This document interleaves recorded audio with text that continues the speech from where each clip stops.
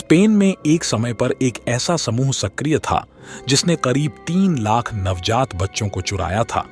इस समूह को उस समय के स्पेन के शासक का समर्थन भी प्राप्त था। इस समूह में डॉक्टर, चर्च के प्रीस्ट और नन शामिल थे।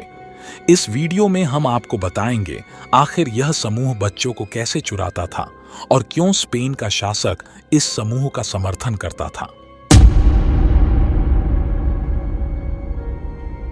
यह उस समय की बात है जब स्पेनिश सिविल वॉर चल रहा था। यह गृहयुद्ध करीब 3 वर्ष तक चला। 1936 से लेकर 1939 तक चले इस युद्ध में 2 गुटों के बीच स्पेन पर शासन करने के लिए संघर्ष चल रहा था। एक गुट रिपब्लिकन का था और दूसरा गुट नेशनलिस्ट का था। 1 अप्रैल 1939 के दिन अंततः नेशनलिस्ट के विजय के बाद स्पेनिश सिविल वॉर का अंत हुआ। इसके बाद नेशनलिस्ट गुट का प्रमुख फ्रांसिस्को फ्रैंको स्पेन का शासक बना। फ्रांसिस्को के शासक बनते ही उन सभी लोगों को प्रताड़ित करना शुरू कर दिया गया जो लोग रिपब्लिकन गुट के सदस्य थे या फिर उनके समर्थक थे।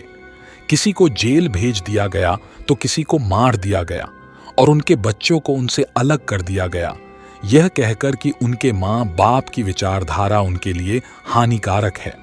इसी तरह रिपब्लिकन दंपतियों के नवजात बच्चों को भी उनसे अलग कर दिया गया और उन नेशनलिस्ट दंपतियों को बेच दिया गया जो बच्चा गोद लेना चाहते थे। जिस समूह के मदद से यह कार्य करवाया जाता था उस समूह में डॉक्टर, नर्स, चर्च के प्रीस्ट और नन शामिल थे जिनकी संख्या हजारों में थी। इस समूह के नियंत्रण में स्पेन के सैकड़ों हॉस्पिटल और चर्च थे जिनके के सहायता से यह समूह अपना काम किया करता था। शुरुआत में तो सिर्फ रिपब्लिकन गुट के सदस्यों के बच्चों को चुराया जाता था, लेकिन धीरे धीरे इस समूह ने आम नागरिकों के बच्चे भी चुराना शुरू कर दिया। इनमें वह लोग शामिल थे जो न रिपब्लिकन गुट से थे और ना ही नेशनलिस्ट गुट से। इस समूह ने गरीब दंपति और कुंवारी लड़कियों के बच्चों को चुराना शुरू कर दिया।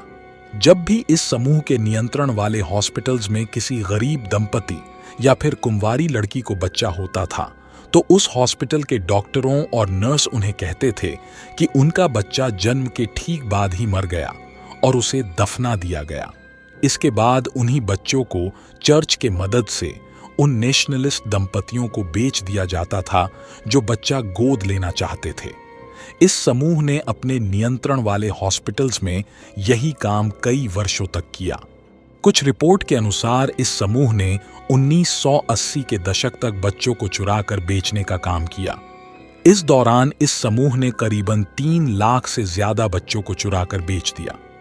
यह बात दुनिया के सामने तब आई जब एंटोनियो बारोसो और जुआन लुइस मोरेनो नामक 2 दोस्तों को उनके परिवार से यह पता चला कि उन्हें उनके माता पिता ने चर्च से खरीद कर लाया था वह उनके असली बच्चे नहीं हैं। जिसके बाद इन दोनों दोस्तों ने मीडिया के सहायता से पूरी दुनिया को बताया कि कैसे फ्रांसिस्को के शासन में बच्चों को उनके असली माँ बाप से चुराकर बेचा जाता था। इसके बाद धीरे धीरे स्पेन में बहुत से ऐसे लोग सामने आए जिन्हें चर्च से खरीदा गया था। आज तक इस समूह से जुड़े हुए लोगों को कोई सजा नहीं मिली। जिन लोगों पर इस समूह से जुड़े होने का और बच्चों को बेचने का आरोप था, सजा न मिल पाने के पीछे 2 बड़े कारण हैं।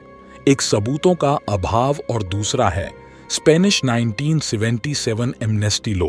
इस कानून को स्पेन के शासक फ्रांसिस्को फ्रैंको के मृत्यु के 2 साल बाद यानी वर्ष 1977 में पारित किया गया था। इस कानून के अनुसार किसी भी व्यक्ति को फ्रांसिस्को फ्रैंको के शासन के दौरान किए गए अपराध के लिए सजा नहीं दिया जा सकता है। इस कानून को मुख्य रूप से फ्रांसिस्को फ्रैंको के करीबी लोगों को सजा से बचाने के लिए लाया गया था।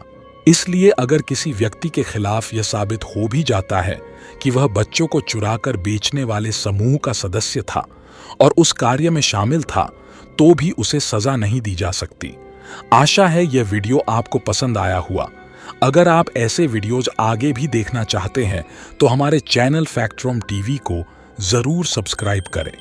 जय हिंद, जय भारत।